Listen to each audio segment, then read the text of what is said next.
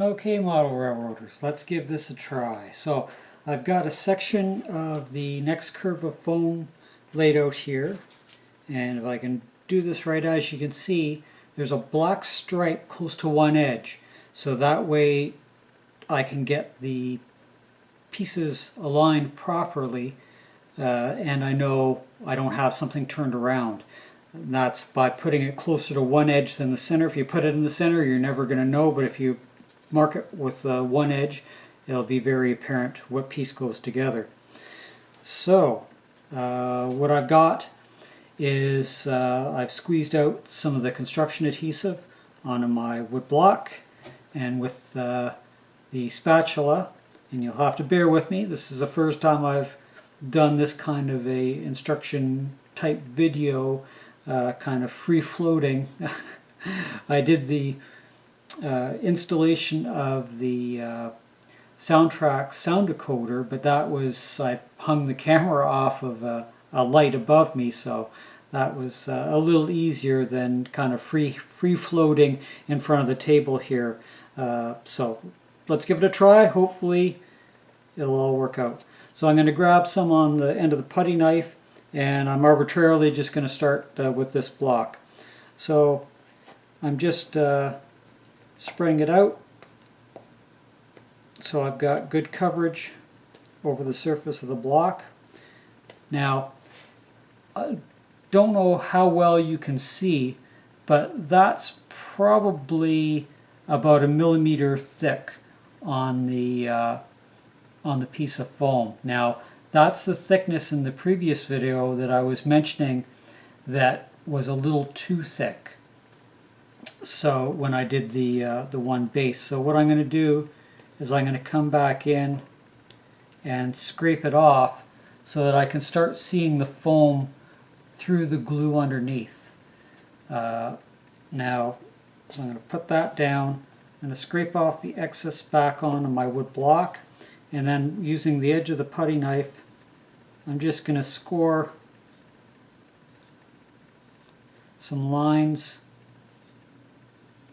across, and that way when I squeeze the two blocks together, the glue will have some place to ooze into. So here we go. So I'm just putting the two together and just wiggling them back and forth like this, and then putting them flat, and then seeing for my placement. Now, the blocks aren't going to match perfectly because of the way they were cut, and I fully recognize that, but I want to try and get them predominantly matching up from side to side and flat across the top. Now, I'm not too worried about the side to side, but I'm more concerned about being flat to my work surface. And just a little push in, and then that's all I did with the other set. Now, with the parchment paper, I'm not using gloves. I need the tactile contact with the foam. I find I work better, and it's not really that messy. But if I do get any on it, I just give it a wipe on the parchment paper, and it's just a very thin film if I'm wiping up the edge. So let's go ahead and do another one. So I'm going to do them in pairs first. So I'll grab some more off.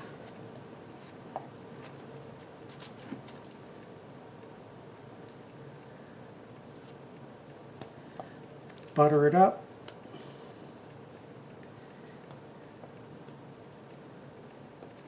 You know, it's ironic, I was in high school. Unfortunately, we didn't have much of a trade aspect to our high school. We had, you know, auto and, you know, drafting and machine shop, but it wasn't enough to, as far as a trade went.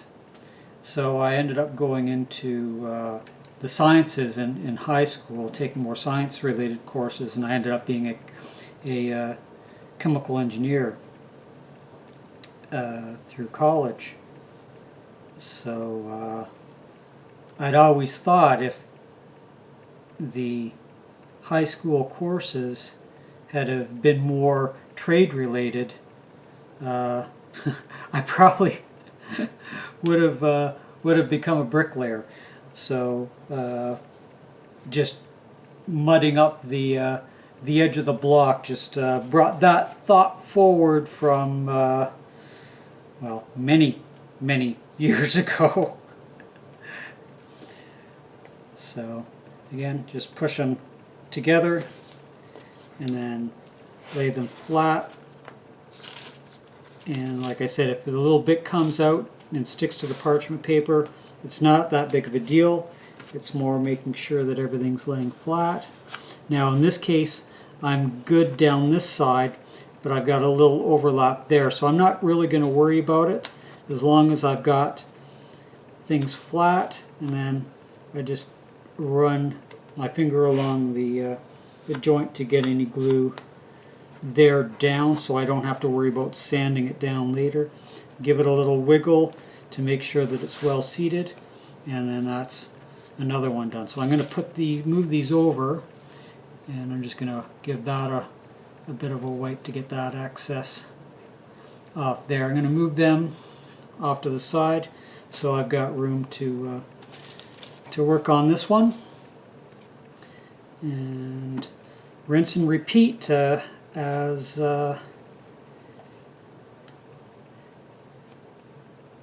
who is that? Ox Tools.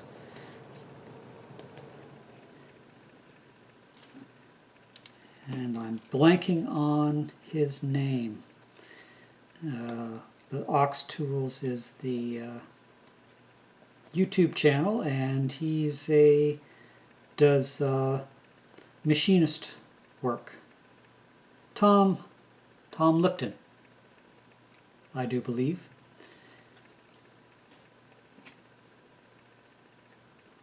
So him and Keith Rucker and Adam Booth and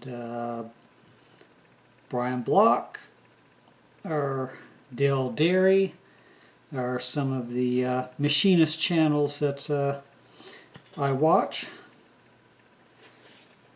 And again, one of those things that you never got to really expand upon in high school, but the interest is there, and now with the capabilities of YouTube, it's easy to live vicariously through others, I guess you could say, because I definitely am not in a position to create my own home shop that has all kinds of heavy mills and metal lathes and all the other hardware that goes with that hobby, but you can definitely enjoy watching others that know what they're doing. So these two have set long enough, so I'm going to go ahead and join these two together. And it's just, as I said, a rinse and repeat. Yeah.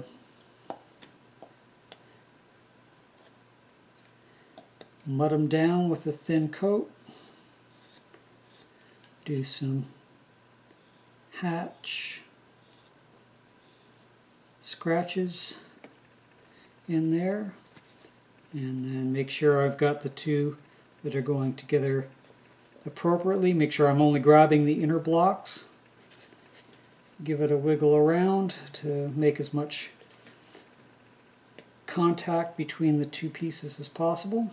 And I'll just pop this open so you can see the coverage on each piece there, so that there is sufficient transfer from one to the other of the glue. And again, we're not holding up a wall. all we're doing is wanting enough adhesive to glue these two pieces together. That's the goal here, so that you can add the secondary scenery coat to it and hold it so that you can manipulate the piece as a whole. So hopefully this video is successful in coming through. It's the first time I've really done one of these styles of hands-on demos.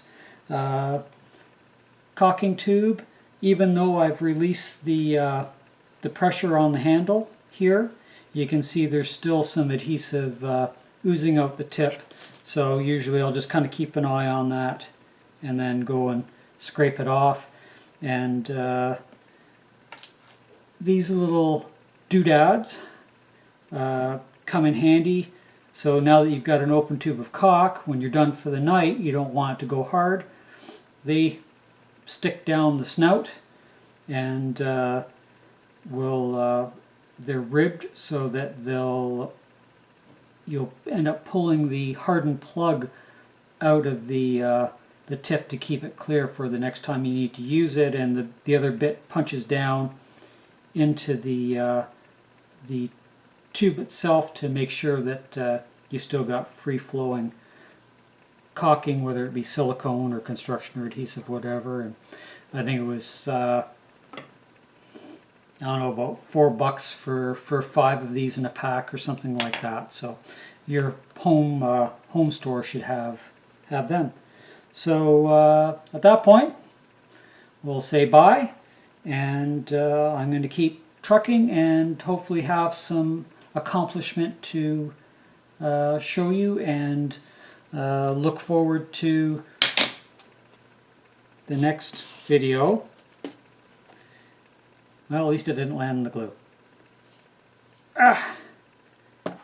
Of trying to stick the foam together and to the bench. So, till later, bye for now.